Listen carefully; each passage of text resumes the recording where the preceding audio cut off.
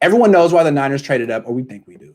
Mm-hmm. Why did the Dolphins trade down? I mean, the Dolphins they drafted Tua last year, this quarterback who looks like a backup. Yeah. I mean, he was a disappointment, and they benched him like 40 times. He'd play, and they'd bring Ryan Fitzpatrick back in. So, I mean, they know he's underwhelming. Maybe they have hopes for him, but if there was a quarterback at 3, we've seen teams do this. The Cardinals had Josh Rosen, and then they just dumped him for Kyler Murray. If there was a dude at 3 that they was just a no-doubter, I think they might have taken him and traded Tua, but they didn't. So why did they trade down from number 3?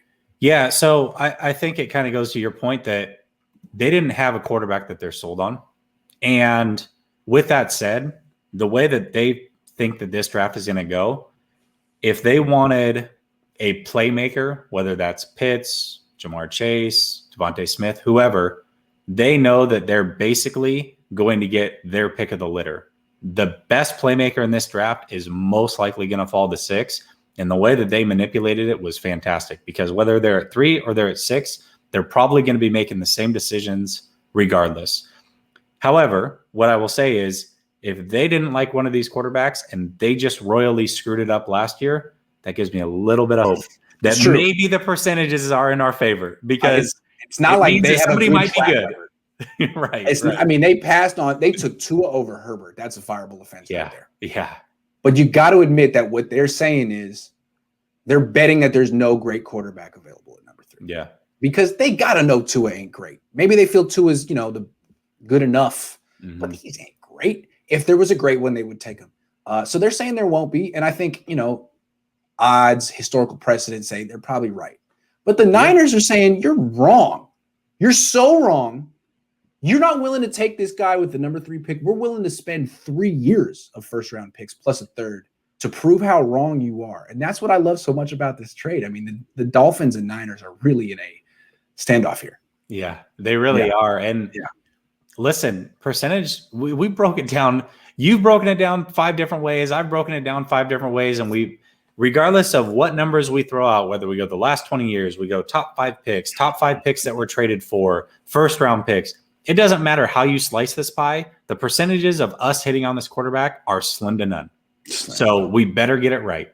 And the Dolphins are feeling like there's no way we lose this trade. We got him. I mean, they're the over anxious ones. We profited, but a lot of times with these trades, they're like loses. Yeah. Let's see what Miami ends up doing with the picks they get, because they're the ones that took Tua, and it's like their original sin. The Niners missed on Patrick Mahomes and Deshaun Watson. Well, they missed on Tua, so good luck. Well, I mean, let's just think about it logically. Let's say that there's 2 quarterbacks that are for sure going to be hits out of these top 5. And let's just throw the Niners a bone and say, we don't know if it's pick 1 or pick 2. We don't know who the quarterbacks are, but only one of those guys is going to be a hit, which means there's 1 guy left out of the next 3. At best, we've got a 33% chance to land it. Like, that's at best. In worst case scenario, that guy goes 1 and 2, and we have 0% chance. So it's tough, man. It's a tough situation. I liked being at 12 better. It was a lot easier. Yeah, it just I said this morning on Twitter, the Niners should trade down to pick 12. I mean, imagine how many first-round picks they could get. Probably 3, maybe a third. I mean, listen, Philly wanted to be there, right? Yeah, that's right. Just recouped our first-round picks, Let's just run it back. Darnay says, watching the interview with McAvoy, with Lance's knowledge of concepts and the game as a whole, I don't believe he'll have to sit a year. Thoughts? I don't think it's as set in stone as what we originally thought. And he said it. I asked him point blank, is it better to have sat for a year and iron out those wrinkles, or would it have been better if he played?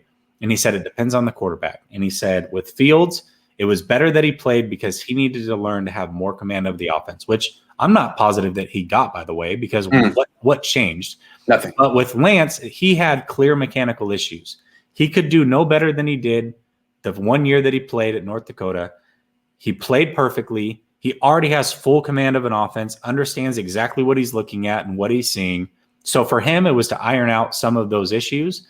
And I feel like he sees what Lance is today, and we're still watching 19-year-old Lance on tape. Yeah. I think we're all in for a big shocker when we put eyes on this guy for the first time, whether it's on a practice field, whether it's preseason, or in a live game with live bullets, I think we're going to be pleasantly surprised with how good he's really gotten. I can't wait to see it.